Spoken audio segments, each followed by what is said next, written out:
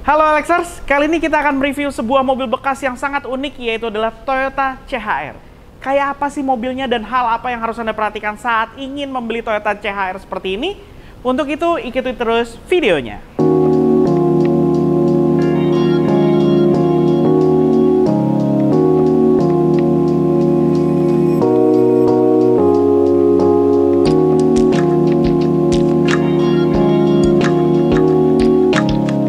Toyota CHR hadir di tanah air pada tahun 2018 dan penampilannya menarik banyak perhatian khalayak.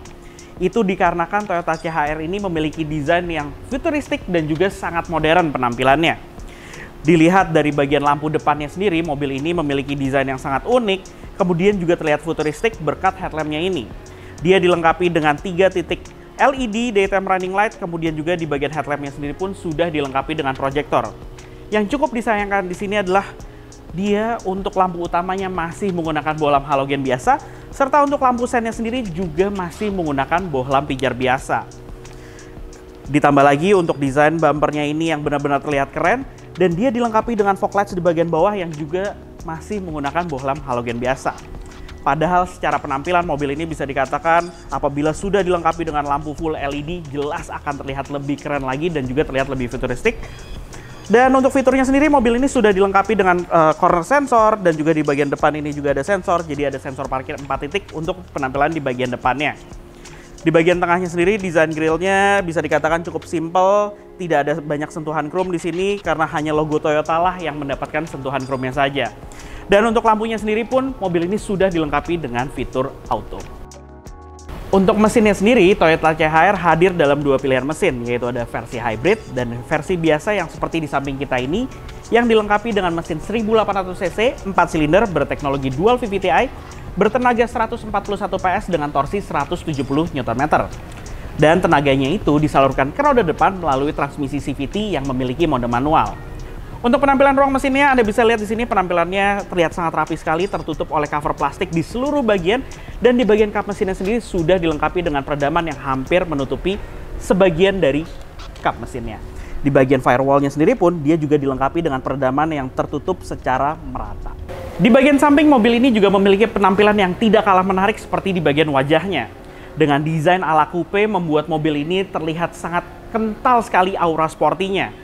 Mulai atap yang terus membongkok ke bagian belakang, kemudian kaca di bagian samping dengan pilar sentuhan berwarna hitam, dan desain pintu depannya ini terlihat lebih panjang membuat aura sporty ala coupe-nya semakin kuat lagi.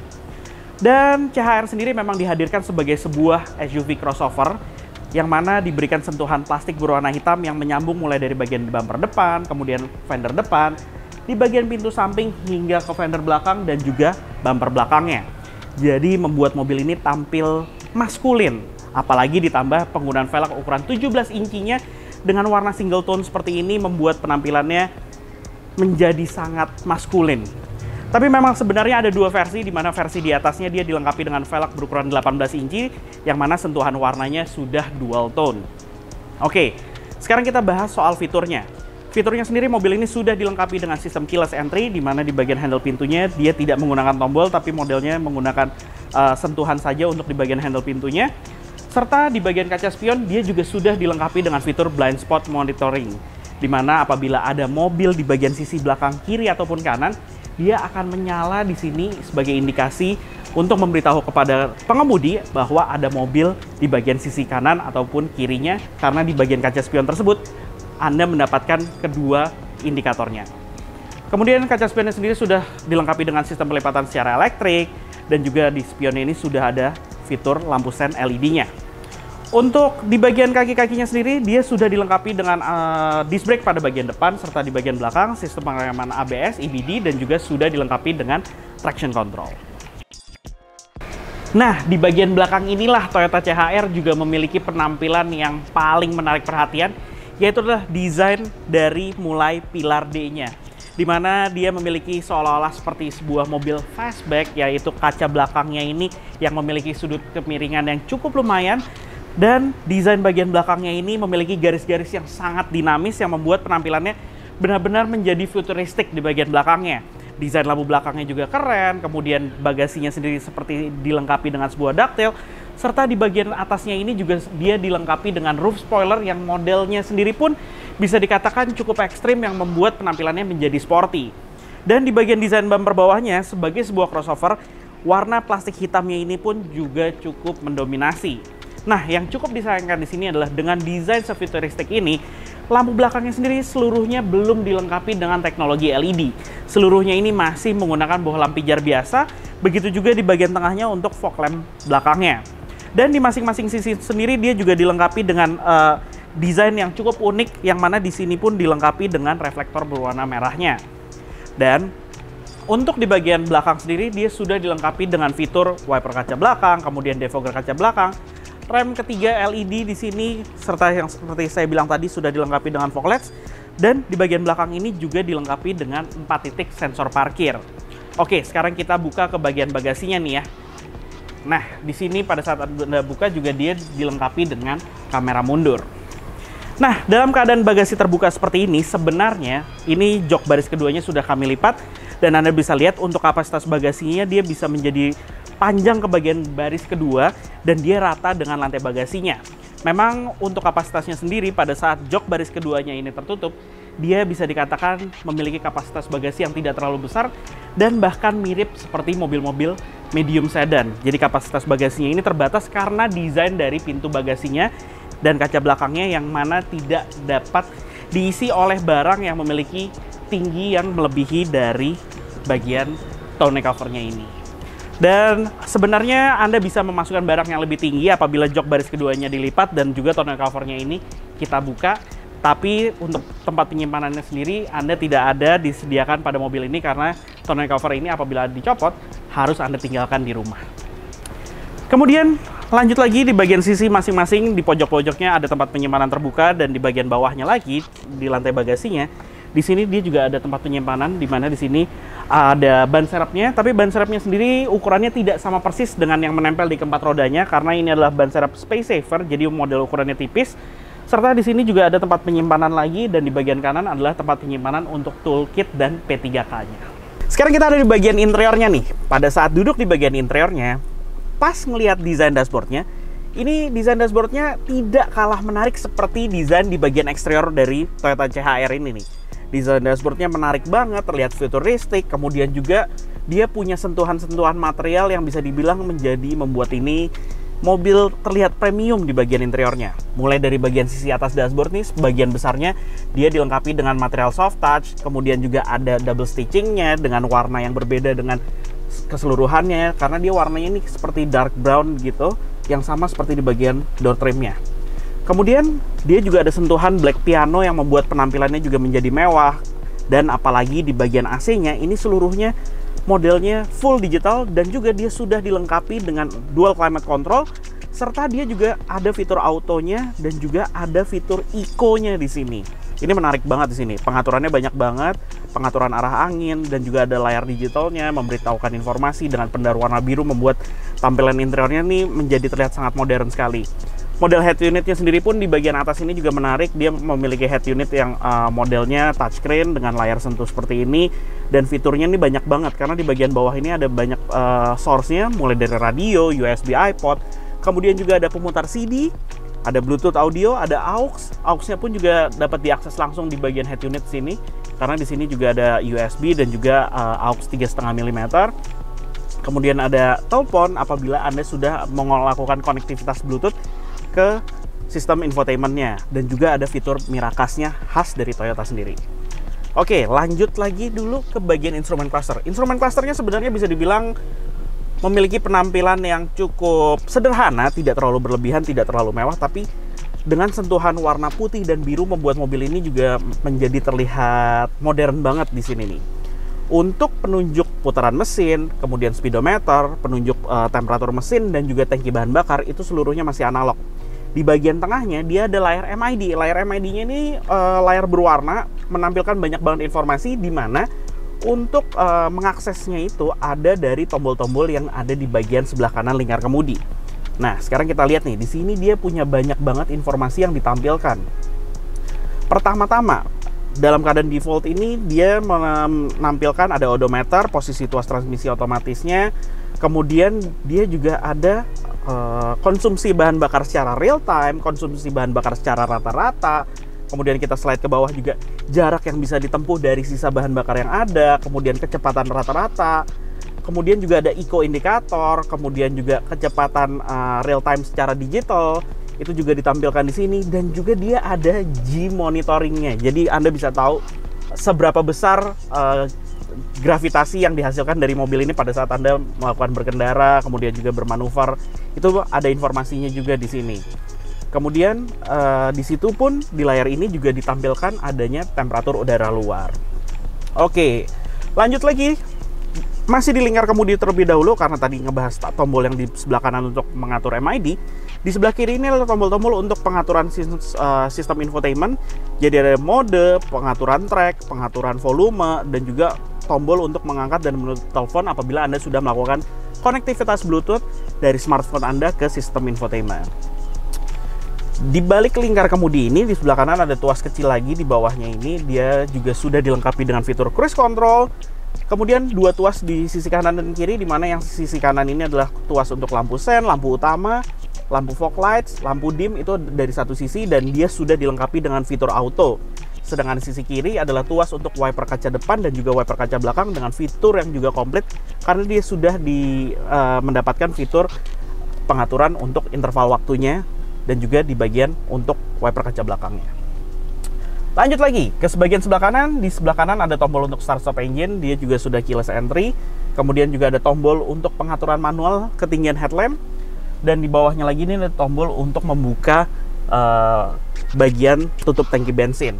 Di sini juga cukup disayangkan adalah ada 3 slot tombol kosong, jadi tidak digunakan sama sekali di sini. Kemudian di bagian door trimnya sendiri ini yang cukup saya sayangkan adalah, seperti saya bilang tadi, dia punya warna yang sama persis seperti di bagian atas dashboard yang soft touch, tapi untuk di bagian tengah ini dengan motif diamondnya ini, dia masih material hard plastik. Karena material soft touch-nya ini dia berbahan kulit yang sama persis seperti di bagian jok, itu hanya berada di bagian sendarannya.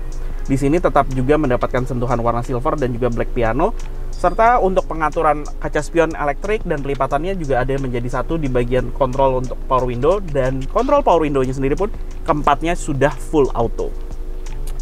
Oke, kita lanjut lagi. Untuk posisi mengemudi sendiri, jok ini seperti saya bilang tadi bahwa dia joknya terasa sangat nyaman, terasa juga sporty karena bolsternya yang tinggi, jadi ala-ala sport seat yang ada di mobil-mobil sport. Tapi untuk pengaturannya masih manual, jadi slider maju mundurnya manual, pengaturan juga untuk sudut kemiringan sandaran ini manual, kemudian pengaturan untuk ketinggian juga masih manual. Di sini ada tombol, di mana tombolnya ini adalah untuk pengaturan dari bagian sandarannya untuk agar Anda mendapatkan posisi yang nyaman di bagian punggung Anda. Kemudian seat belt pun juga bisa diatur ketinggiannya untuk dapat menyesuaikan dengan postur tubuh Anda. Dan memang jok di bagian sisi kiri pun juga tidak dilengkapi dengan electric seat.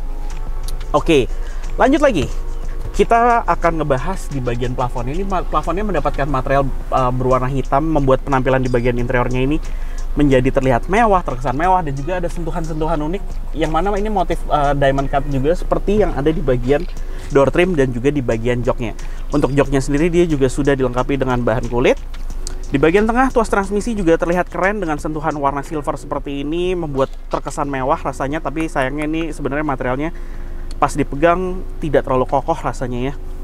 Di sini tuas transmisinya juga ada mode manualnya, kemudian dia juga sudah dilengkapi dengan electric parking brake, kemudian di sini juga ada tombol untuk menonaktifkan traction control, dan juga mobil ini sudah dilengkapi dengan fitur brake hold-nya yang mana bisa dinonaktifkan dari tombol di sini. Bicara soal tempat penyimpanan, mobil ini banyak tempat penyimpanannya. Door pocket dengan ukuran yang cukup besar, bisa menjadi cup holder juga. Di sini ada tempat penyimpanan terbuka. Di depan sini juga ada tempat penyimpanan terbuka lagi, kemudian cup holder lagi. Tempat penyimpanan tertutup, di mana di bagian dalam ada soket 12 voltnya. Kemudian laci di bagian bawah ini juga sudah soft opening ya. Jadi modelnya terbuka secara halus seperti ini. Kemudian di sisi kiri juga mendapatkan door pocket dan cup holder yang ukurannya pun cukup besar. Di bagian atas, sun visor lengkap dengan cermin tapi tidak ada lampu penerangan. Lampu penerangan ada di bagian atas sini. Ada reading light untuk masing-masing sisi. Kemudian juga di sini ada lampu untuk ambient light-nya. Sekarang kita ada di kabin baris keduanya nih. Dan pada saat masuk ke bagian belakang ini, saya sebenarnya cukup skeptis karena biasanya mobil-mobil dengan model ala coupe seperti ini, dia punya kabin belakang yang kurang disukai oleh orang-orang yang memiliki claustrophobic. Karena biasanya terasa seperti sempit, terasa seperti terkungkung di sini. Tapi uniknya di CHR ini saya merasa bahwa kelegaan kabin ini cukup lumayan. Ini adalah posisi mengemudi saya dengan postur saya 165 cm. Saya mendapatkan legroom yang masih lega, kemudian headroom yang cukup memadai, dan posisi duduknya ini nyaman. Karena apa? Bagian bawah joknya ini dapat menyangga paha saya nyaris sempurna, kemudian sudut kemiringan sandaran juga cukup nyaman, tidak terlalu rebah, tidak terlalu tegap, dan kaki saya bisa selonjor ke bagian depan jok baris pertamanya. Kaca di bagian samping memang tidak sebesar seperti di bagian depan. Ada efek claustrophobic di sini karena door trimnya di bagian belakang ini dia cukup mendominasi kabin di bagian belakangnya. Dan di sini saya merasa bahwa saya dapat melihat ke bagian depan dengan kaca yang ukurannya lebar, besar, membuat saya masih tetap merasa nyaman di sini. Kemudian di bagian belakang sendiri ini, saya merasa bahwa kualitas materialnya berbeda sedikit dengan bagian depan. Itu dikarenakan dia tidak lagi dilengkapi dengan material kulit soft touch di bagian handle door trimnya. Di sini seluruhnya material hard plastik yang membuat rasanya menjadi sedikit lebih chippy, lebih terasa murah di bagian belakangnya. Kemudian material diamond berwarna coklatnya ini juga material hard plastik yang mana ukurannya menjadi lebih besar dibandingkan dengan di door trim di bagian sisi depan, juga membuat rasanya ini murah duduk di kabin bagian belakangnya. Untuk tempat penyimpanan sendiri, Anda mendapatkan backseat pocket, mendapatkan cup holder, tapi tidak ada di sini door pocketnya sama sekali, dan tempat penyimpanannya cukup terbatas. Di bagian tengah joknya sendiri pun ini Anda tidak ada armrest dan juga tidak ada tempat penyimpanan, serta dia juga tidak mendapatkan akses langsung untuk bisa mengakses bagian kabinnya. Cara mengakses langsungnya sendiri pun harus membuka sandaran jok belakang dan Anda baru bisa mengakses bagasi secara langsung di sini. Dan di bagian belakang sendiri Anda juga tidak mendapatkan AC untuk penumpang di bagian belakang, yang membuat Anda memang hanya mendapatkan AC itu dari kabin baris pertamanya saja. Untuk sistem keselamatan di bagian belakang, seatbelt 3 titik hadir untuk 3 orang penumpang dan juga ada 3 buah headrest. Di bagian lantainya sendiri dia ada sedikit hump atau tonjolannya, ini tidak terlalu mengganggu, tapi tetap saja apabila orang dewasa yang mengisi di sini, posisi kakinya pasti akan berebut dengan para penumpang yang ada di sisi kanan maupun sisi kirinya. Kemudian untuk airbagnya sendiri bagian depan juga cukup banyak. Dia di pilar A itu di masing-masing sisi ada, kemudian juga di lingkar kemudi, di dashboard sisi kiri, kemudian juga di bagian sisi jok masing-masing, di side-nya itu, di sisi sampingnya juga ada airbagnya. Oke, itu aja di kabin bagian belakang, dan kali ini review mengenai Toyota CHR. Nah, apabila Anda ingin membeli Toyota CHR, apa sih yang harus Anda perhatikan? Nah, sebelum membahas soal hal yang harus Anda perhatikan, jangan lupa OLX Autos akan hadir di Gias 2022 ini pada tanggal 11 hingga 21 Agustus 2022. Jadi, langsung aja datang ke Gias 2022 untuk bisa melihat langsung OLX Autos di sana. Nah, lanjut membahas soal hal yang harus Anda perhatikan. Sebenarnya Toyota CHR ini belum terlalu banyak permasalahannya mengingat usianya yang masih tergolong muda. Tapi sudah ada yang mulai mengeluhkan, yaitu permasalahan di bagian steering rack-nya. Alangkah baiknya Anda harus melakukan test drive untuk mengetahuinya, karena sering terjadi kerusakan di steering rack-nya tersebut adalah mulai mengeluarkan suara yang gaduh. Di mana steering rack-nya ini dia sudah dilengkapi dengan electric power steering, dan apabila ada permasalahan di bagian tersebut, belum banyak yang bisa melakukan perbaikan untuk sistem tersebut di Toyota CHR. Jadi apabila ada masalah, umumnya masih harus melakukan penggantian secara utuh. Nah, jadi itulah review dari Toyota CHR tahun 2018 versi non-hybrid, yang mana mobil ini dijual di OLX Autos Pejaten Village, yang saat ini odometernya baru menyentuh 31.000 km dan dibuka dengan harga 358 juta yang bisa Anda negosiasikan secara langsung di sini. Jadi tunggu apa lagi? Langsung aja beli mobil bekas berkualitasnya di OLX Autos, karena Anda akan mendapatkan benefit 30 hari garansi mesin, garansi 7 hari uang kembali, serta gratis biaya perawatan sampai dengan 30.000 km atau 18 bulan terhitung semenjak tanggal pembelian. Serta apabila Anda tidak dapat langsung hadir ke OLX Autos, Anda juga bisa menggunakan layanan home test drive. Terima kasih telah menonton video ini. Dadah! OLX Autos.